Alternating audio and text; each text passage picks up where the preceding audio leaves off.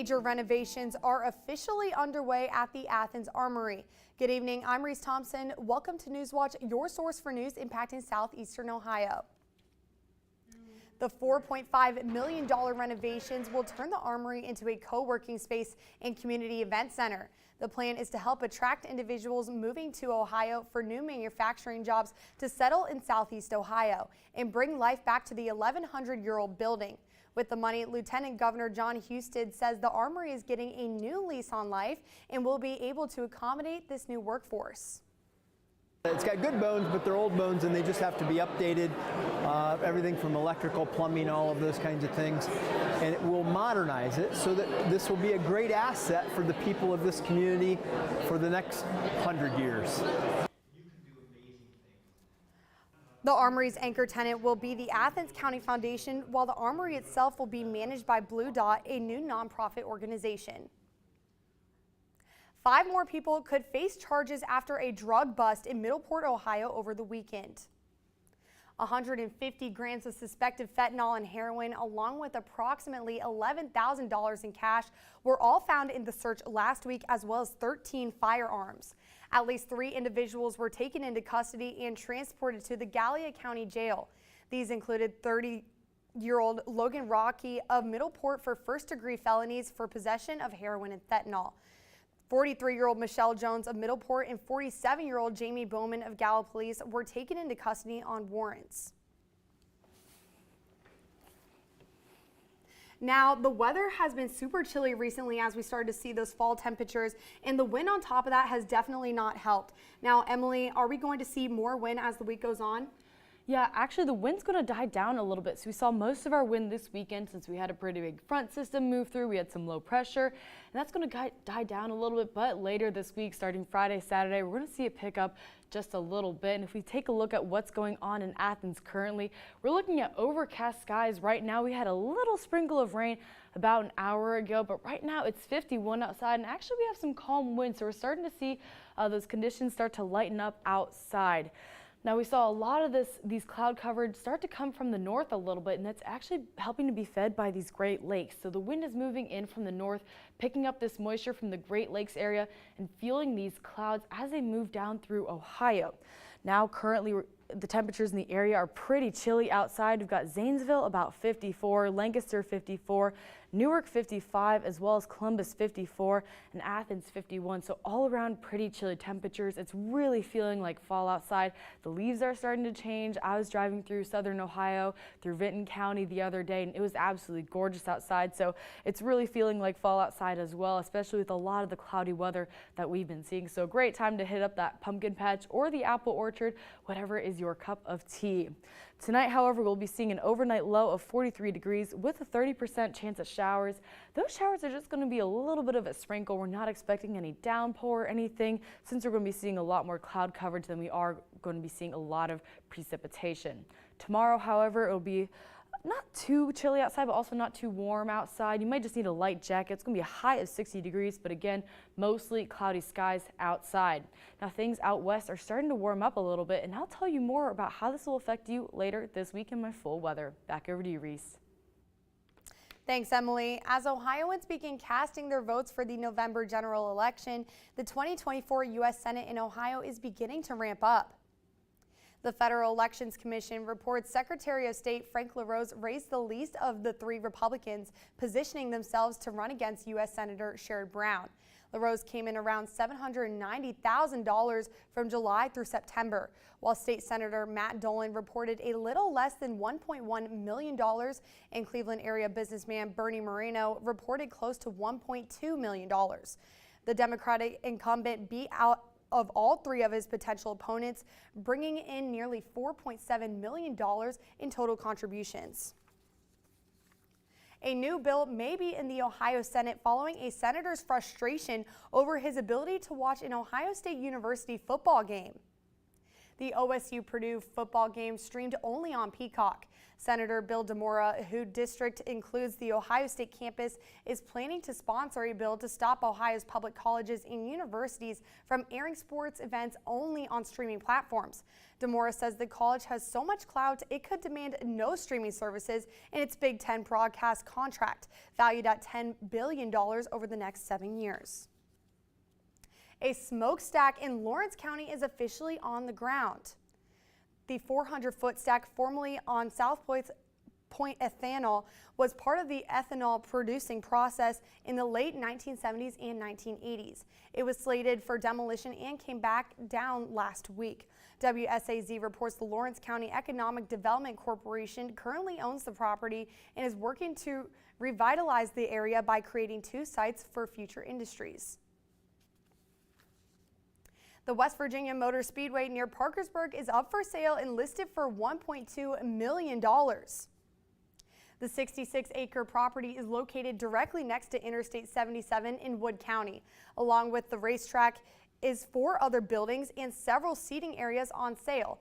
According to West Virginia Motor Speedway website, the 5/8 of a mile dirt racetrack had its first race in 1985, but it was largely unused between 2013 and 2021. Highlighted on the property listing is a state-of-the-art LED lighting, a sound system, and a large amount of parking and camping. It's School Bus Safety Week, and the Ohio State Highway Patrol is reminding drivers how to interact with buses while on the road. The week runs through Friday with the theme Beep Beep School Bus Safety Starts With Me. Trooper Spencer Large says many people are speeding in school zones designated at 20 miles per hour. Large reminds drivers it is against the law to pass a school bus that is stopped with flashing lights, and you are required to stop 10 feet from the bus for safety precautions. Coming up after the break, tensions are high as Israeli forces prepare an attack on Hamas. And what you need to know about RSV treatments for babies this fall. We're looking at a little bit of rain on the forecast for this upcoming weekend. Find out what this means for you and more when Newswatch returns. My people in the buffalo have a shared history together. The buffalo was sacred, and they could not imagine existence without the buffalo. They were put on this earth to help us survive. To think that our greed and our industrialization would blink this thing out. This is the buffalo's last chance. They've survived, we've survived, we both persisted. Tonight at 8 on WOUB. Do you understand that your children were removed because we deemed you unfit? I want my kids. Then stop, because all you'll get is jail. They are under the care and protection of the government now. Esther, please pick up the phone. I'm looking for family members. You have a sister, Dora Mueller, who wishes to be contacted. Would you like your sister's number? Yes. Thursday at 9 on WOUB. We're often referred to in the history books in the past tense. But here we are in the present, and we're going full force. Native women are strong and resilient. My people in the buffalo have a shared history. She's a warrior. It's about representing ourselves in the way we see ourselves. We're scientists, we're engineers, we're doctors. We're doing things to make a difference in this world.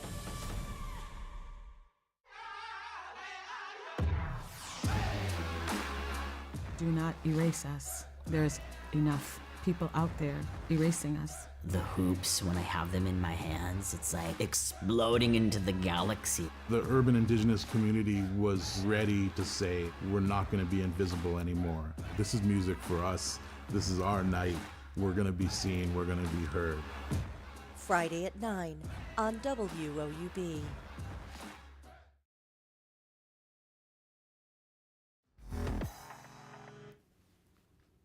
Israeli forces are amassing on the Gaza border ahead of a potential invasion into the Strip. a move that follows days of retaliatory strikes in response to a Hamas terrorist attack. Since then, there have been hundreds of military and civilian deaths on both sides. The hostage number also rising up to 199 people believed held by militant Americans among them. Laura Geary brings us the latest as America is igniting passionate demonstrations statewide.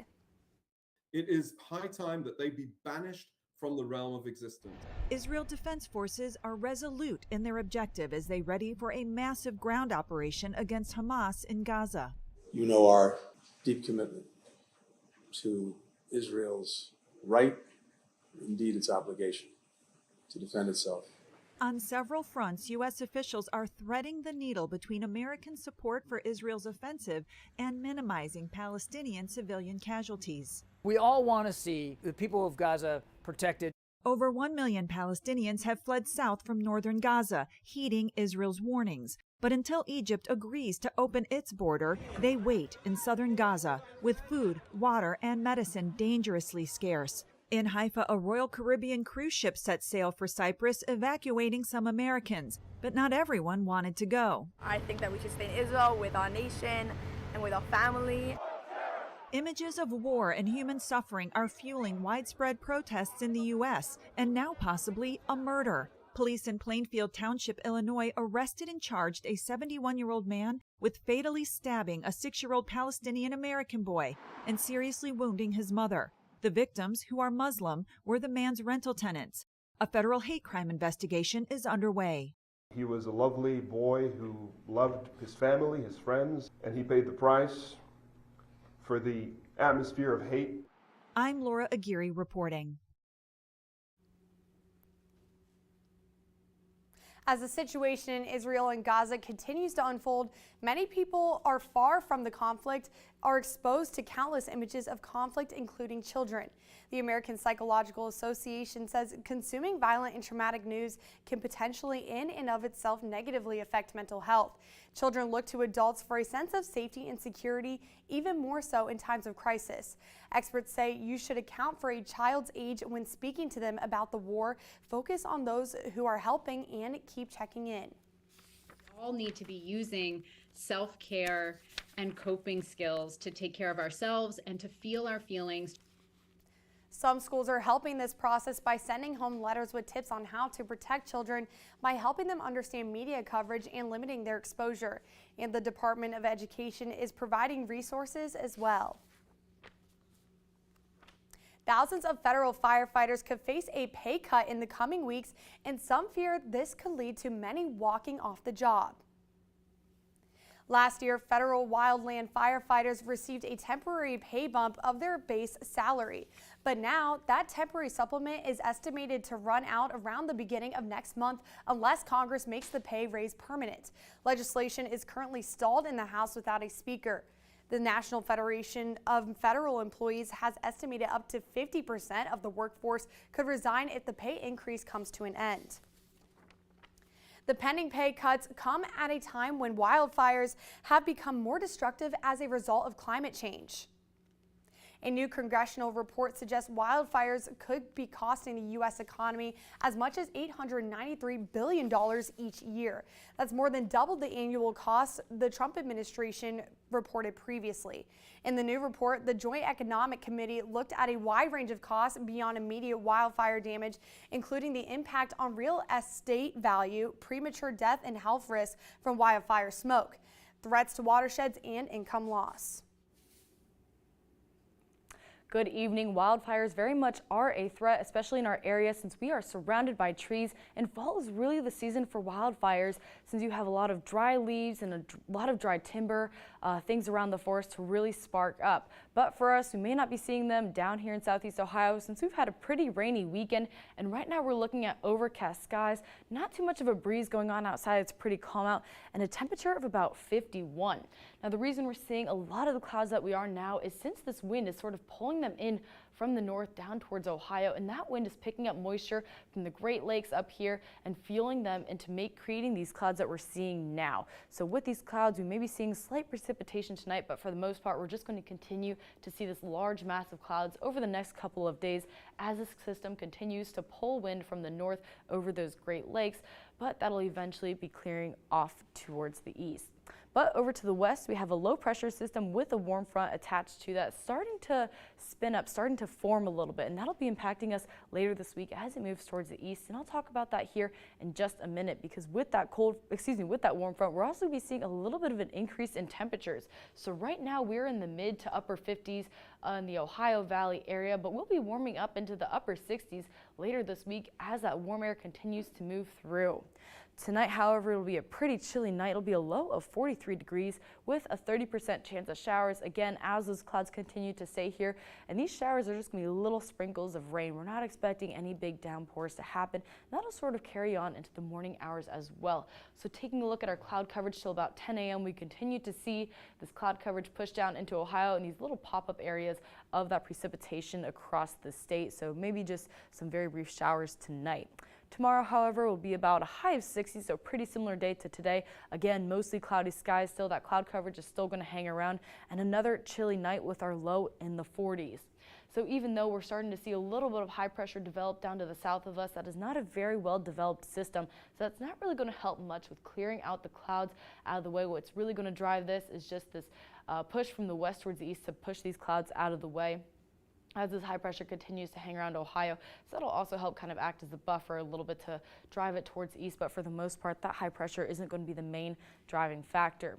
But on Wednesday, we're also looking at this low pressure system with that warm front attached, because now we have that cold front attached. We're going to see a very similar thing that we saw this weekend. We're going to see this warm air sort of come in from the south, producing this moisture, and this cold air is just going to come right up against it, producing precipitation and more cloud coverage this weekend. So Wednesday, we're looking at a high of about 66, so a little bit of warming as those clouds move away from us, and another low of 46. But as we move into this weekend, Thursday, that's when we're going to see that warm front hit with a high of 69, and Thursday evening, very late in the evening and into Friday morning, that's when we're going to see that cold front move through with those showers, and we see that reflected with our Friday high of 60, and Saturday we are back into the 50s with our high of 68 and some more cloudy and rainy conditions.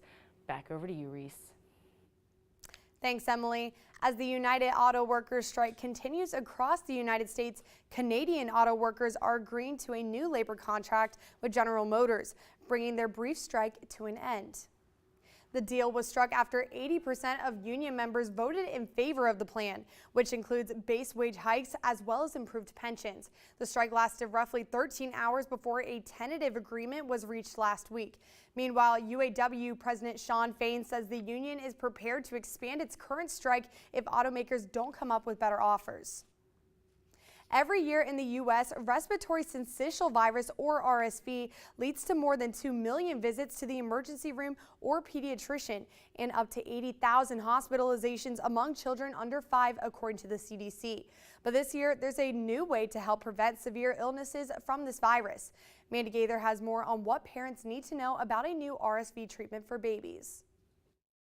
It's a new weapon against a common and contagious virus that may change the hold that RSV can have over young children during respiratory virus season. It gives an extra layer of protection to these babies, so if they get RSV, they won't get as sick. Dr. Juanita Mora with the American Lung Association says the new treatment is a monoclonal antibody. The U.S. Centers for Disease Control and Prevention recommends it for all babies younger than 8 months born during or entering their first RSV season.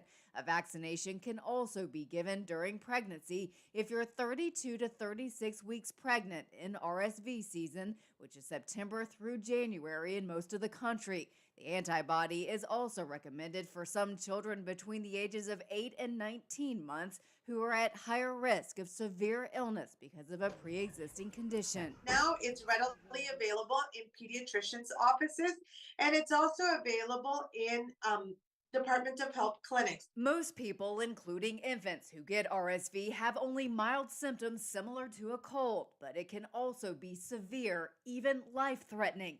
Mora says RSV can cause dehydration if a child won't eat or drink and can make it hard to breathe. These are the 2 indications that I teach parents where they should take them immediately to the emergency department. For Health Minute, I'm Andy Gaither. The CDC also recommends adults ages 60 and older talk to their doctor about RSV vaccination, as older adults are at increased risk for severe RSV illness as well. Kickoff for the Battle of the Bricks is set. We'll tell you when, coming up in sports. And for the latest from Newswatch, check us out on Instagram, Twitter, and YouTube. On Masterpiece. Lads, Lieutenant Chase has decided to join us. Grenade! Stop treating death like one big joke. I've lost enough mates to know it is one big joke. I cannot hide what is inside me. You aren't the first woman compelled by circumstance to hide their anger. I understand you've been expecting me. You need to be more deceptive. And then, spring the trap. Go, go! World on Fire on Masterpiece. Sunday at 9 on WOUB. Remember, first impressions. This just is the beginning to a change in fortunes. I'm awake. I feel like I've opened my eyes. The world is changing. I think we should take it to the next level. I thought that was rather jolly. So much fun. You make a good team. And what will you tell the child when they ask where their dad is? There's a war. I'll tell them you're dead. If we can find him, we'll get him. I'm here to make sure justice gets done. I really love you more than anything.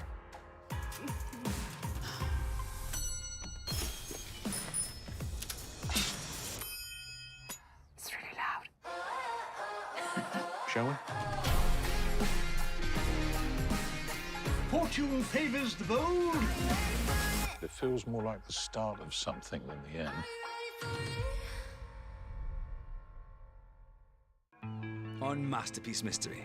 DC Harper Western, Edinburgh Police. I'm sorry I couldn't get you a space in our station. Victim is an ex-prisoner. She was in a cage for 5 years. What monster puts her in another one? Family tension, split loyalties. They nearly £20,000 in cash. Let's see her collect this money. So brave. I haven't told him yet. Annika on Masterpiece Mystery. Sunday at 10 on WOUB.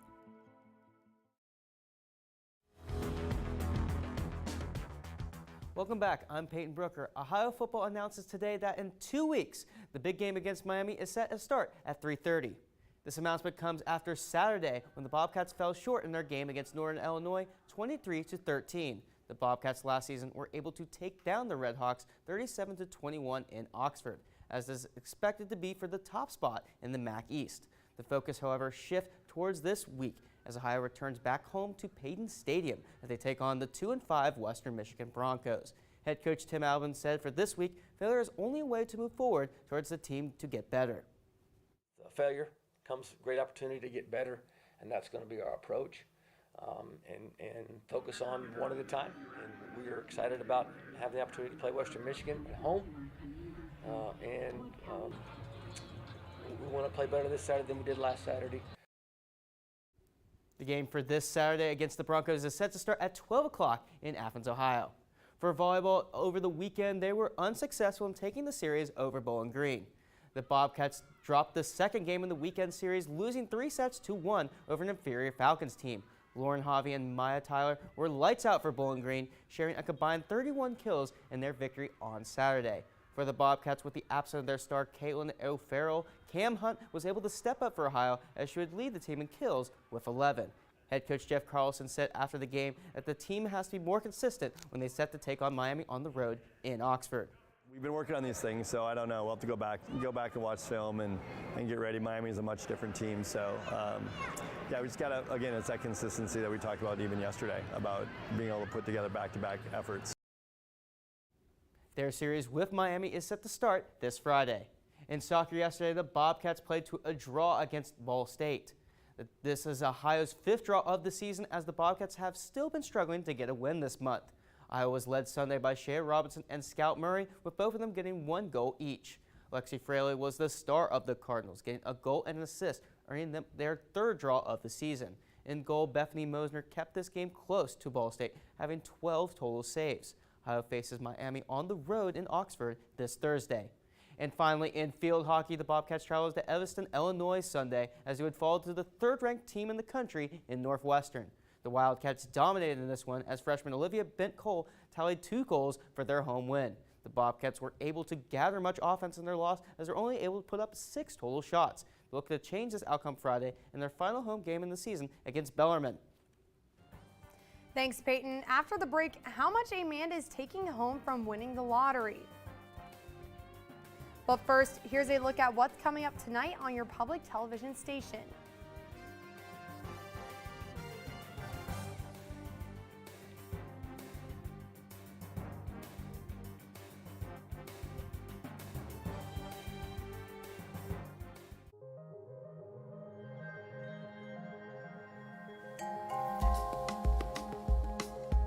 I always like to think of myself as a social engineer. I generate infrastructure for social exchange. We are the only species that have the ability to transform what we imagine in our heads into something tangible that others can experience. Friday at 10 on WOUB. This is for you. You got grit, I can tell you never gonna quit. No need for a split second. Counting all your blessings. You got personality like Christmas got its presents, and I like it. Yeah. I always want to create something that's gonna mean something. That's fabulous. And I like it. Yeah. Dare me to do something. Don't stop, honey, gotta do your thing. I like it. Don't stop, honey, gotta do your thing. I really want to show the world how beautiful our culture is. There was more similarities than differences. It makes us happy. It makes us feel good. Yeah. So spread those golden wings. We're gonna shine like the stars. Got the It is part of our unique story. All of us together. This is our special time. I like it. Salute! Honey, gotta do your thing. We're going intergalactic. Don't stop, honey. We're gonna make memories. I like it.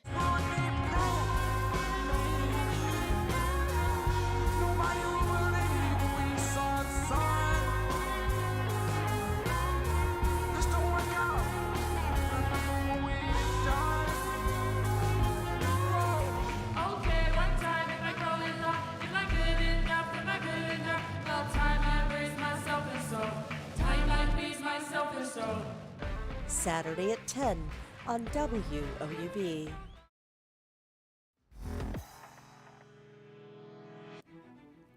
Finally tonight, a lucky Alabama man has won big in the Florida lottery. Gary Thomas paid $5 for his scratch-off ticket at Lotto Discount Liquor in Campbellton, Florida, near the Alabama border. Instead of opting for the prize of $150,000 a year for life, Thomas chose to receive his winnings as a one-time lump sum payment of $2,440,000. Thomas claimed his check at Florida Lottery headquarters in Tallahassee. About his good fortune, he says he couldn't believe it. Well, cha-ching. Wow, that is a lot of money. Now, if you guys won the lottery, what would you do with all that money? Well, first I would, I guess, just get a big house somewhere because I would love to move to somewhere really nice, just like out in some beach somewhere. With warm weather, which is not what we're experiencing right now. But I would also just go on a bunch of vacations. I love to travel, that's my thing. So for people that do want to go to some nice warmer places with all that money, what's the weather going to be looking like this upcoming week?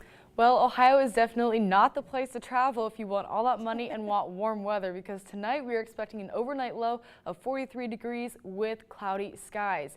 Now, taking a look across the country, you might be lucky in Dallas or anywhere in Texas. We've got a lot of high pressure down there, so there are those sunny skies. But over here in Ohio, we're going to continue to see some clouds for the next couple of days, and even over to the west, we've got a development of a low pressure system and a bit of a warm front, which is going to cause a bit of a stir later this week. Tomorrow, however, we have mostly cloudy skies yet again, a high of about 60 degrees, so not too much of a change from today, and another chilly night ahead of us. Wednesday, even though we see some high pressure sitting over us a little bit, that's not going to have too much of an impact since it's not a very well developed high pressure system, but instead that low pressure with the warm front and the cold front are really going to be the big driving factors of our weather coming up this weekend. So Thursday we'll be seeing that warm front move through, and Friday morning that's when we see that cold front. We're looking at a rainy start to our weekend and a chilly weekend ahead of us. And that does it for our broadcast this evening. And thanks for watching. For Peyton Brooker and Emily Dietz, I'm Reese Thompson. Stay tuned for the PBS NewsHour coming up next. And remember, you can find the latest news anytime at WOUB. Have a great night.